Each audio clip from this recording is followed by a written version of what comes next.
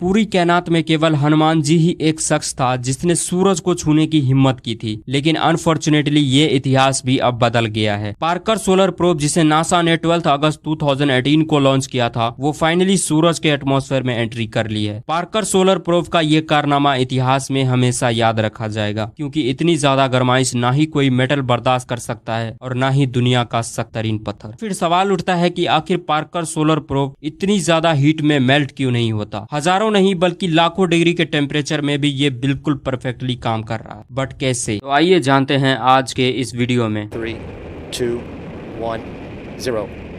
Liftoff of the mighty Delta IV Heavy rocket with NASA's Parker Solar Probe, a daring mission to shed light on the mysteries of our closest star, the Sun. सबसे पहले तो ये जान ले कि Parker solar probe को आखिर launch क्यों किया गया था। तो इस कहानी की स्टार्टिंग होती है 1900 की दौर से। 1900 की शुरुआत में साइंसदान सूरज पर रिसर्च करने के दौरान एक अजीबो गरीब फिनोमेना नोटिस किया। ये काम जमीन से बैठकर ही एक स्पेक्ट्रोग्राफ की मदद से की जा रही थी, जिसमें सूरज से निकलने वाले लाइट की वेवलेंथ और उसके कलर से सूरज की गर्माइश का अंदाजा लगा रहे थे। ये अंदाजा लगाना सिंपल है, क्योंकि लाइट की कलर और उसके वेवलेंथ का डायरेक्ट कनेक्शन उसके टेम्परेचर से होता है। साइंसदानों ने रिसर्च के दौरान जो नोटिस किया उसने वाकई एक मिस्ट्री खड़ी कर दी। उन्होंने क्या देखा कि सूरज की सतह यानी उसके सरफेस का टेम्परेचर तो 5500 डिग्री है, जबकि उसके सबसे आउटर एटमॉस्फेरिक लेयर कोरोना का टेम्परेचर 5 लाख डिग्री से भी ज्यादा है, यानी सूरज की सतह से भी 100 टाइम्स ज्यादा। मतलब ये ऐसा ही है कि हम आग के पास में रहते हैं तो हमें ज्यादा गर्मी महसूस नहीं होता है, लेकिन जैसे ही हम आग से दूर जाते हैं तो हमें ज्यादा गर्माइश महसूस होता है। ये एक बहुत ही अनोखा फिनोमिना है जिसको समझने के लिए साइंटिस्ट पिछले 100 सालों से लगातार कोशिशें कर रही है। नॉर्मली ये लेयर सूरज की रोशनी में छुपी होती है, जिसको देखना सिर्फ सोलर इक्विनॉक्स के दौरान ही पॉसिबल होता है, या फिर क्रोनोग्राफ सनसेट की मदद से। सूरज के इस अजीबो गरीब फिनोमिना को समझने के लिए जरूरी था कि कोई एक ऐसा प्रोब बनाया जाए जो सूरज की कोरोना लेयर में जाकर देखे कि आखिर वहां ऐसा क्या चल रहा है। लेकिन ये काम इतना आसान नहीं था, क्योंकि कोरोना का टेम्परेचर 5 लाख डिग्री से भी ज्यादा है। ये इतनी ही टेम्परेचर है जिसको दुनिया का सख्त तरीन पत्थर यानी टंगस्टन भी बर्दाश्त नहीं कर सकता, क्योंकि टंगस्टन का मेल्टिंग पॉइंट भी 3422 डिग्री ही होता है। यानी सूरज की सतह ही इन मेटल को पलक झपकते ही मेल्ट कर देगा। तो सोचे कि कोरोना लेयर जहां लाखों डिग्री की गर्माइश है, वहां इसका क्या हाल होगा। पार्कर सोलर प्रोब को बनाना जितना मुश्किल था, उतना ही इसको सूरज पर भेजना भी, क्योंकि सूरज और अर्थ का डिस्टेंस 150 मिलियन किलोमीटर है। लिहाजा नासा के साइंटिस्ट ने फैसला किया कि पार्कर प्रोब को सूरज पर भेजने से पहले इसको वीनस पे भेजा जाएगा। वीनस हमारे सोलर सिस्टम का दूसरा प्लेनेट है जिसकी ग्रेविटी को इस्तेमाल करके पार्कर प्रोब की स्पीड बढ़ाई जा सकती है। और आखिरकार 12 अगस्त 2018 को केप कैनावरल एयरफोर्स स्टेशन से पार्कर सोलर प्रोब को अपने मिशन के लिए रवाना कर दिया गया। इस मिशन के लिए नासा ने 8 सालों की टाइम प्लान किया है। सूरज के सबसे क्लोजेस्ट पॉइंट तक पहुंचने के लिए वीनस का 24 मरतबा चक्कर लगाया जाएगा। हर एक चक्कर में 37 घंटा ऐसे होंगे जिसमें सूरज पर रिसर्च करने का मौका मिलेगा। यानी 8 सालों में पार्कर प्रोब टोटल 900 घंटों की रिसर्च कर पाएंगे। 28 अप्रैल 2021 ये वो दिन था जब नासा ने कंफर्म किया कि पार्कर प्रोब सूरज की कोरोना लेयर में दाखिल हो चुका है। कोरोना लेयर का मिस्टीरियसली सूरज के सतह से भी 100 टाइम्स ज्यादा गर्म होना वाकई एक हकीकत था, जिसको पार्कर प्रोब ने भी वेरीफाई किया। लेकिन ऐसा क्यों है? कौन सी ऐसी ताकत है जो कोरोना लेयर को सूरज की सतह से भी ज्यादा गर्म कर रही है? फिलहाल ये मिस्ट्री अभी तक सॉल्व नहीं हुआ है और इस पे अभी तक रिसर्च चल रही है। अब आ जाते हैं हम अपने मेन सवाल की तरफ कि आखिर इतनी ज्यादा हीट में पार्कर प्रोब मेल्ट क्यों नहीं हो रहा।